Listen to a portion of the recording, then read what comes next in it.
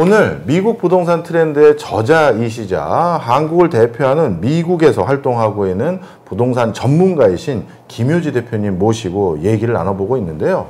저는 작년도에 출간하셨던 미국 부동산 트렌드도 재밌게 읽었지만 올해 특히 제가 더 이 책 언제 나오나 기대했던 이유가요. 트럼프 당선입니다. 네. 당연히 트럼프 2기에 들었으면서 미국에도 많은 정책 변화가 예상될 거라고 저는 보고 있고 실제 지금 엄청나게 일어나고 있어요. 맞습니다. 자, 그것이 당연히 미국 부동산 시장에도 영향을 미칠 것 같은데 책에서 저는 어느 정도 뭐 배우고 읽어본 게 있습니다만 우리 시청자분들에게 트럼프 2기 시대 예상되는 정책 변화와 그것으로 인한 부동산 시장의 전망 좀 부탁드립니다. 아, 네. 트럼프 2.0 시대의 정책의 변화, 일단 미국 부동산 시장에 직접적인 영향을 줄 수 있는 부분을 말씀을 드린다면 한마디로 얘기하면 규제 완화다. 네. 그리고 감세 정책이다. 이렇게 볼 수가 있는데요. 우리가 거슬러 올라가면 2008년도 서프라랜드 붕괴 때를 기억하실 거예요. 네, 그럼 2008년을 기준으로 해서 2008년 전에는 규제가 완화된 시기다. 그리고 2008년 이후에 서프라랜드 붕괴 이후는 규제가 강화됐다.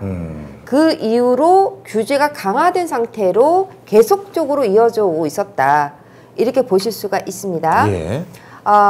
트럼프 1기 때 규제 완화를 많이 시도를 했죠. 그러나 어떤 그 팬데믹이 오고 그리고 임기가 끝남으로써 행정부가 바뀌게 됐죠. 예. 그럼으로써 규제 완화가 아닌 규제가 강화된 채로 계속 여기서 오고 있었는데 2.0 시대에 들어서면서 그때 당시에 이제 선거 공약으로서 내세웠었죠.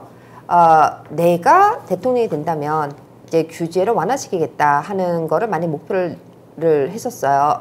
규제 완화에서 우리가 두드러지게 봐야 되는 것은 대출 규제를 완화시키겠다라고 얘기했는데요.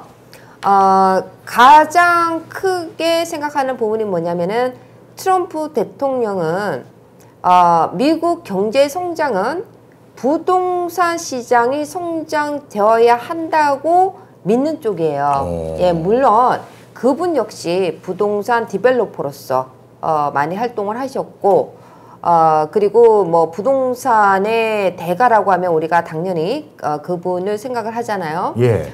그렇기 때문에 규제 완화를 선호하는 입장이었어요. 원래부터가.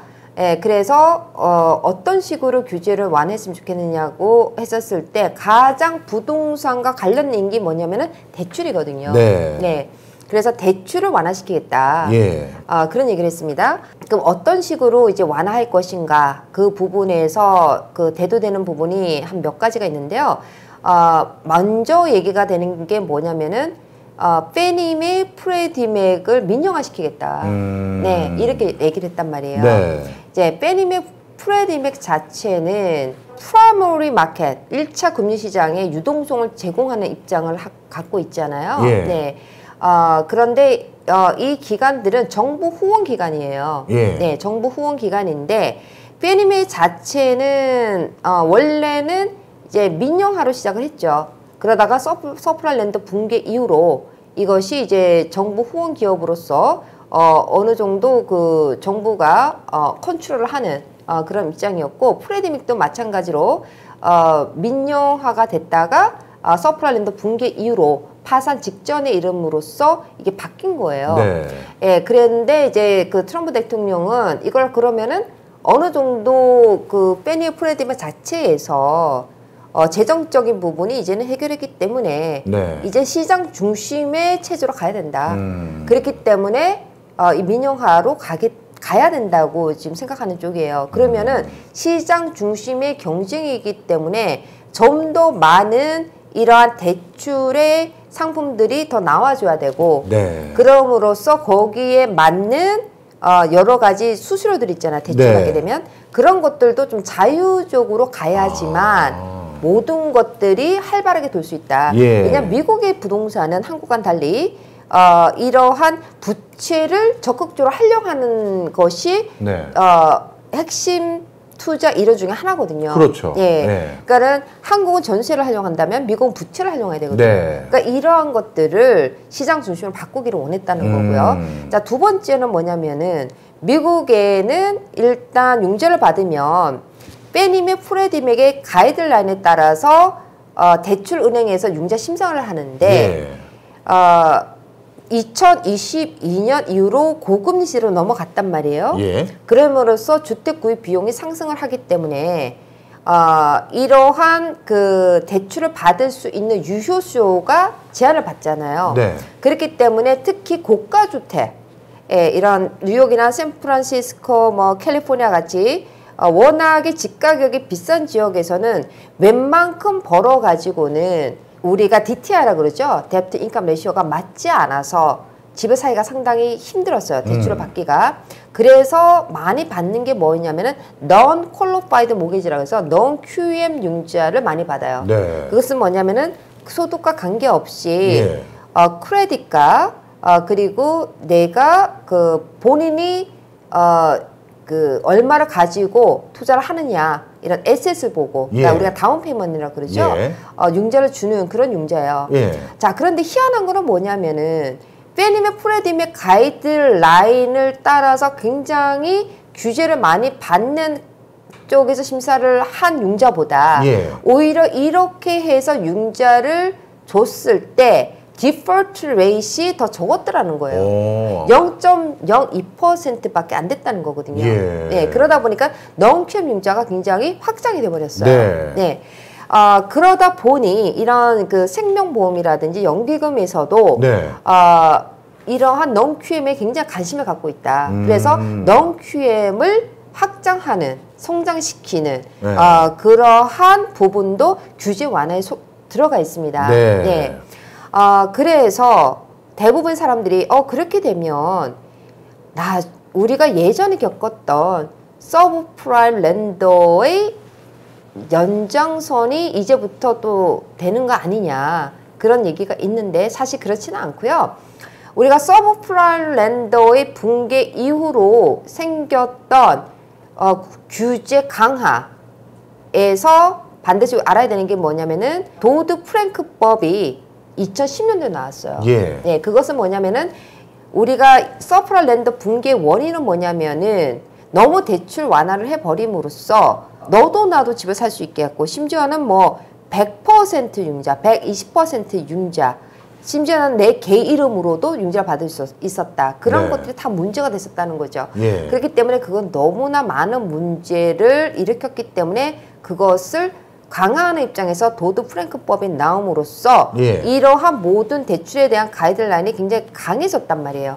그럼으로써 지금까지 타이트하게 이 대출이 이루어지고 있는 상황인데 이번에 지금 트럼프 2.0 시대에서 내거는 것은 뭐냐면은 도드 프랭크법을 없애는 게 아니라 그것을 어느 정도 보완을 하자는 것이거든요. 네. 네, 그렇기 때문에 서프라임 렌더 붕괴 이전의 그러한 규제 완화는 더 이상은 없고 네. 단지 불필요한 규제는 조금 더 완화시키겠다. 그렇기 때문에 어떤 그 보완 장치는 네. 한 상태에서 완화시킨다는 정도로 이해를 하셔야 될 겁니다. 네. 네.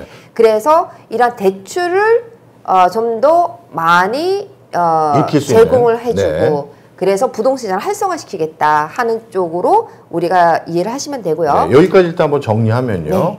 이번에 트럼프 2기가 시작했는데 이거와 관련된 정책 변화 중에 부동산 시장에 영향을 직접적으로 줄 수 있는 거는 규제 완화다. 사실 글로벌 금융위기 이후 너무 모기지 대출을 쉽게 일으킬 수 있도록 했던 것이 문제가 됐다라는 인식 아래 규제를 높였는데 예전만큼 확 낮추는 건 아니지만 그래도 어떤 안전판 이상은 확보해 놓고 규제를 상당히 많이 완화해서 대출을 기반으로 부동산 시장이 활성화되고 거래가 활성화되는 걸 유도하려는 게 트럼프의 목표다. 이 얘기 설명해 주신 네, 거고요. 맞습니다. 이제 감세 정책도 좀 얘기를 해주세요. 감세 정책은 여러분들 그 2017년 세제 개혁법이라고 있습니다. 예.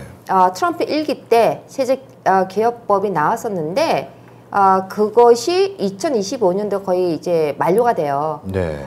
그랬는데 트럼프 2기가 시작되면서 그러한 것들이 거의 다 연장이 된다, 이어진다, 영구화된다 이렇게 보실 수가 있습니다. 예. 그래서 미국에는 그 부동산 투자의 원리가 부채를 활용하고 그 다음에 세금 혜택을 보는 거거든요. 예. 그래서 그 세금 혜택 부분이 상당히 이제 잘 되어 있다 이렇게 보실 수가 있는데 우리가 이제 많이 그 회자되는 거 양도소득세, 예. 부동산 하면은 양도소득세를 생각을 한단 말이죠.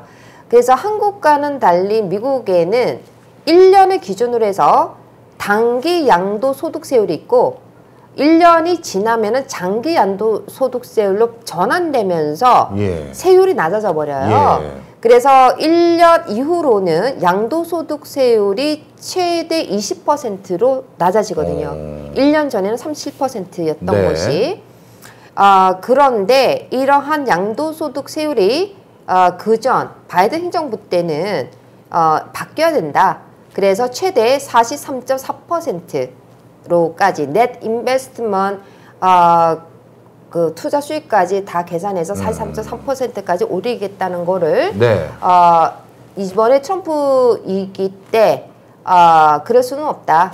그래서 예전에 우리가 했던 대로 20% 최대 그대로 용구화시키겠다 하는 이제 그 감면이 나왔고요. 네. 그 다음에 이제 두 번째는 뭐냐면은 1031 익스체인지의 영구화 유지를 그건 하겠다. 뭔가요?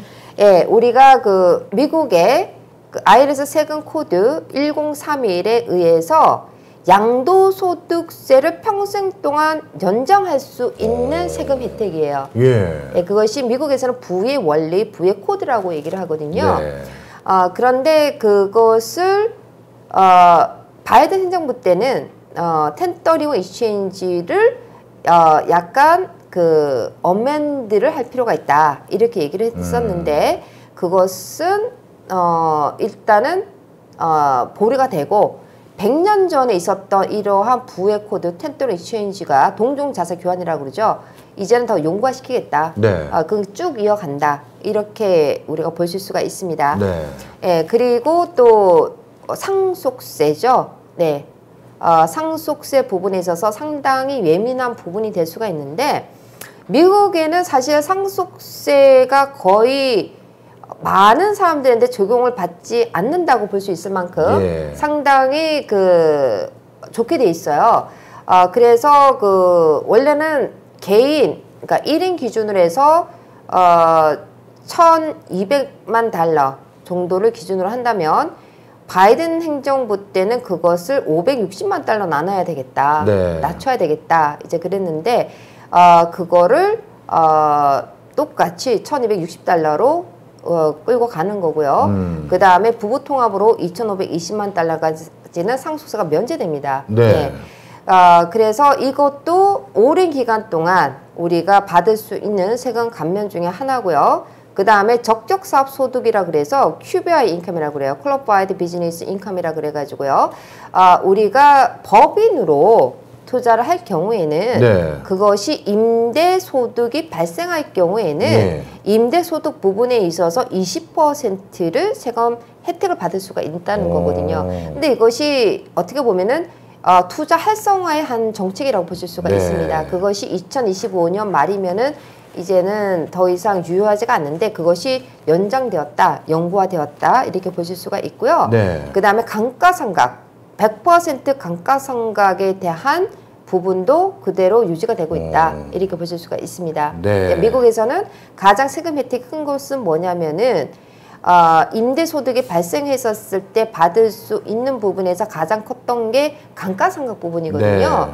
예, 그러면은 보통 우리가 임대 수입이 들어오면은 이러한 모기지가 있다, 융자가 있다 그러면 거기에 대한 이자 부분 그리고 각종 지출 부분 또 세금 공제를 받지만 가장 큰 부분이 이런 그 감가상각이에요. 예. 그래서 거주용 부동산 같은 경우는 27.5년, 상업용 부동산은 39년 동안 감가상각을 해서 그 실제 인컴에서 페이퍼상의 인컴은 공제를 받아서 낮아지는 그러한 아주 강력한 세금 혜택이거든요. 근데 그거를 100% 처음에 다 우리가 투자를 한 금액에서 감가상각으로 뺄 수가 있어요. 예. 그러니까 투자를 장려하는 정책으로 바꾼다는 것이거든요. 그래서 그러한 세금 혜택이 강력하게 영구화시키겠다. 네. 이러한 부분이라고 보실 수가 있습니다. 네. 네. 대표님 설명 쭉 듣고 보니까요, 한 가지 자연스럽게 의구심이 듭니다. 예를 들어서 네. 트럼프의 부동산, 트럼프가 도대체 무슨 목적으로 이걸 하는지가 궁금한 거거든요. 네. 규제 완화를 하고 감세 정책을 추진한다라고 하면 네. 예를 들어서 어떤 부동산 정책도 실물에 굉장히 중요한 축을 담당하기 때문에 그게 전체 경제에 기여하는 면이 있거나 국민 경제에 기여하는 면이 있어야 되는데, 예를 들어서 지금 예를 들면 미국 시민들이 내 집 마련을 못하고 있다. 그래서 내 집 마련을 지원하기 위해서 규제 완화해주고 감세 정책을 하는 건지 그것도 아닌 것 같고, 그렇다고 미국 경제가 지금 인플레이션이 완전히 잡힌 상태도 아닌데 이런 정책 완화를 통해서 부동산 시장을 활성화시키면 이게 자칫 잘못하면 또 인플레를 유발할 수도 있고요. 그렇다면 트럼프는 지금 미국의 여러 시장 상황을 봤었을 때 무엇을 위해서 규제 완화와 감세 정책을 추진하려고 하는지 잘 이해가 안 가네요. 네, 좋은 말씀이시고요. 사실 어떻게 보면은 트럼프 이기 때 풀어야 되는 숙제가 바로 그 부분인 것 같아요. 예. 예, 그래서 이제 처음에 이제 선거 때도 많은 말들이 있었습니다. 그렇게 되면 인플레이션을 많이 우려를 했었거든요.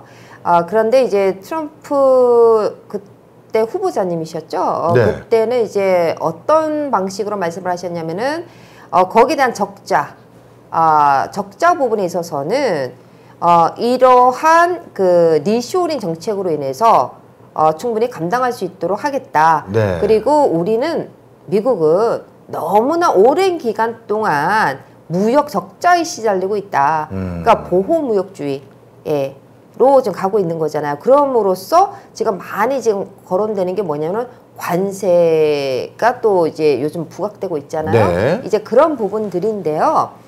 그럼으로써 많은 또 이슈가 됐던 부분이 뭐냐면 불법 이민자가 또 이제 추방되는 경우, 뭐 여러 가지 정책들이 있지 않습니까? 그리고 법인세를 또 인하시키겠다.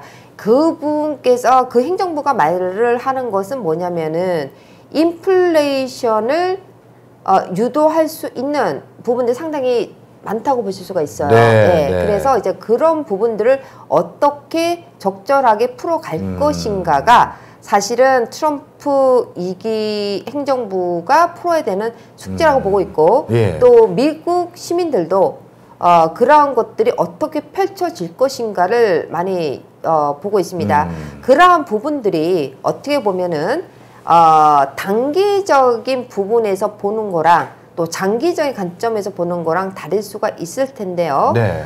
그렇기 때문에 이번 행정부가 이러한 것들을 어떤 정책으로 어떻게 끌어나갈지가 사실은 미국 시민들도 많이 주의 깊게 궁금하게 지금 보고 있어요. 네. 그래서 하나의 어떤 그 일례로 말씀을 드린다면은 미국에는 지금 이제 공급이 많이 부족하잖아요. 예. 네, 그래서 많이 지어야 되잖아요. 네. 신규주택을. 그런데 이러한 이제 불법 이민자를 뭐 추방하는 정책들이 나오면서 많은 반발이 있었어요. 예. 이런 그 NAR 미국 부동산 협회라든지 그리고 그 미국 빌더스 협회가 있어요. 예. 거기서도 반발을 했던 게 뭐냐면은 지금 미국이 이런 공급이 부족한데 이러한 공급을 우리가 해결해야지 이러한 주택이 그 저소득자나 중산층에게 많이 공급이 될 수 있는데 그러한 추방 정책이 궁극적으로는 이런 공급에 있어서 더 문제를 일으킬 것이고 그리고 주택 구입 비용을 더 상승시킬 수가 있다라고 네. 얘기를 했었단 말이에요.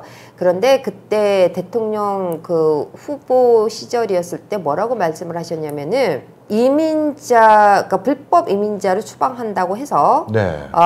지금 여러분들이 얘기하는 그러한 인플레이션이 난다고 생각하지 말고 네. 이제까지의 그러니까 바이든 행정부 때죠.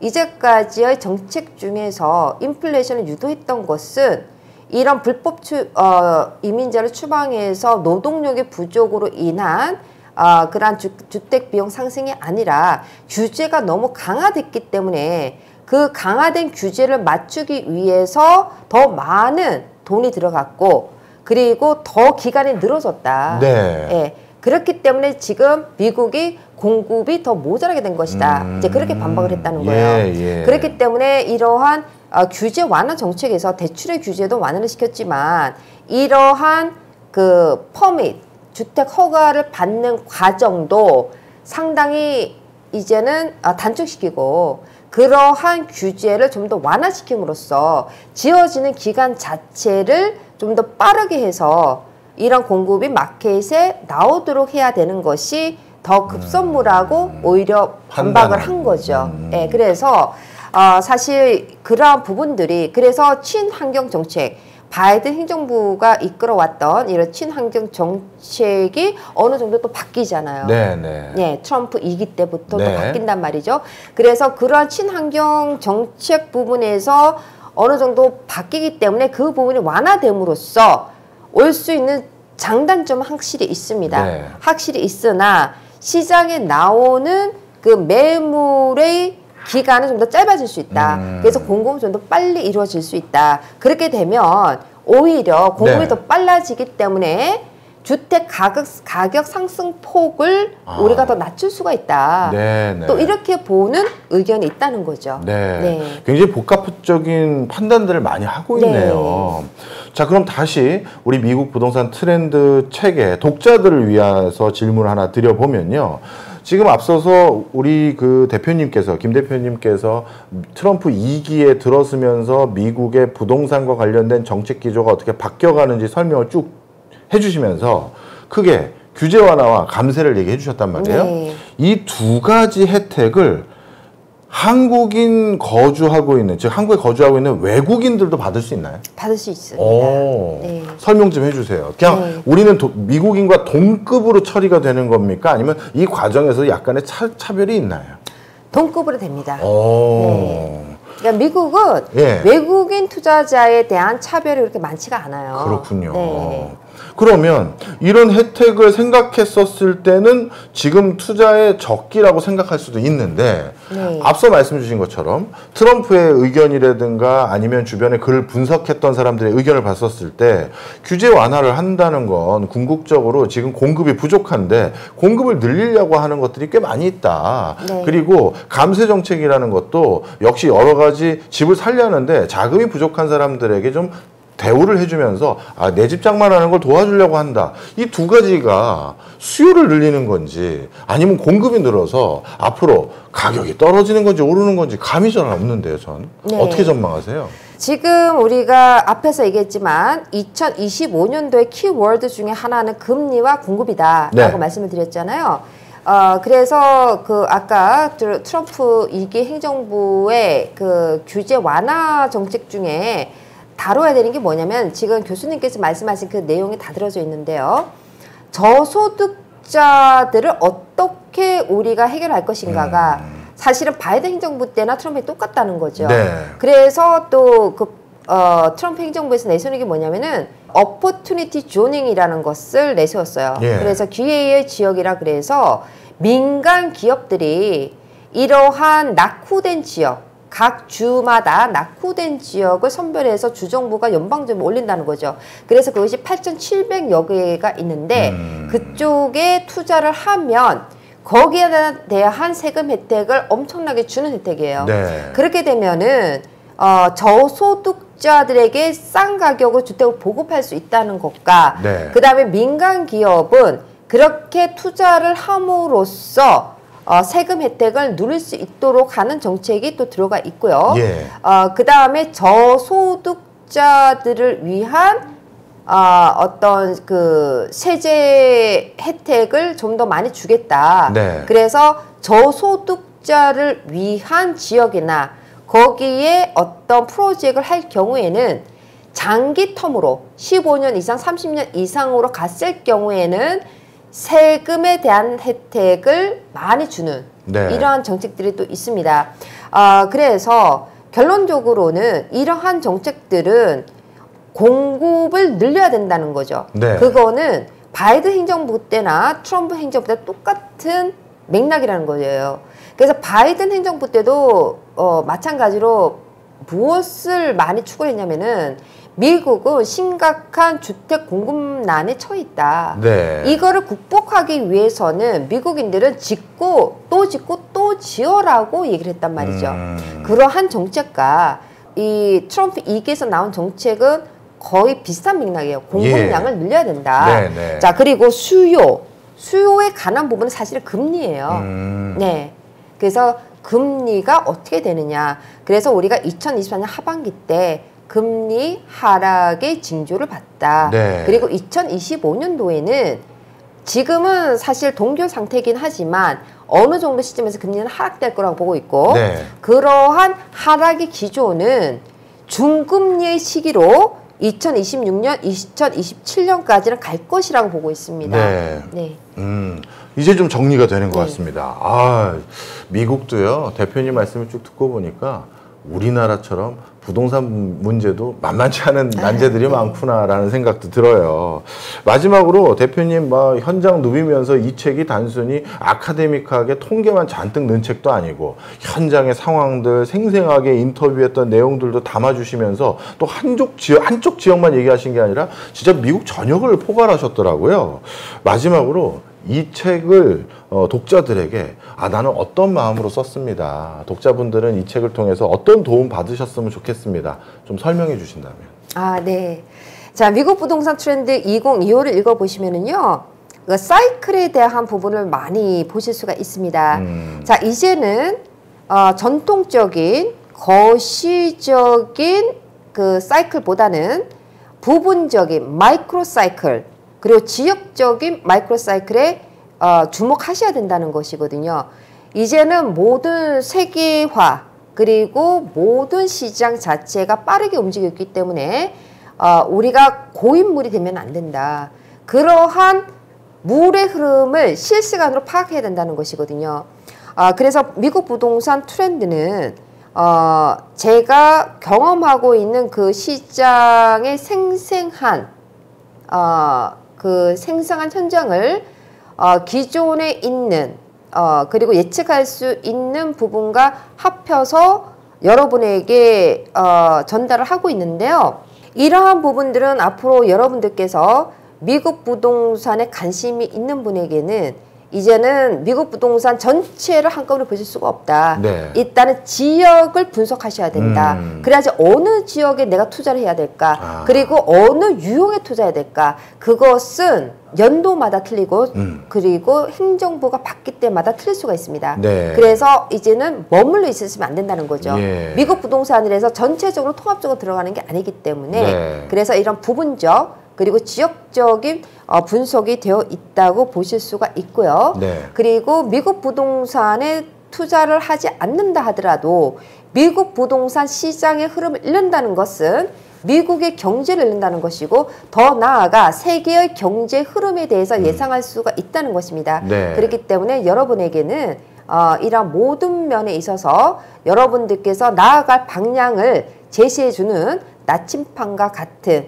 그런 책이라고 볼 수 있겠습니다. 예.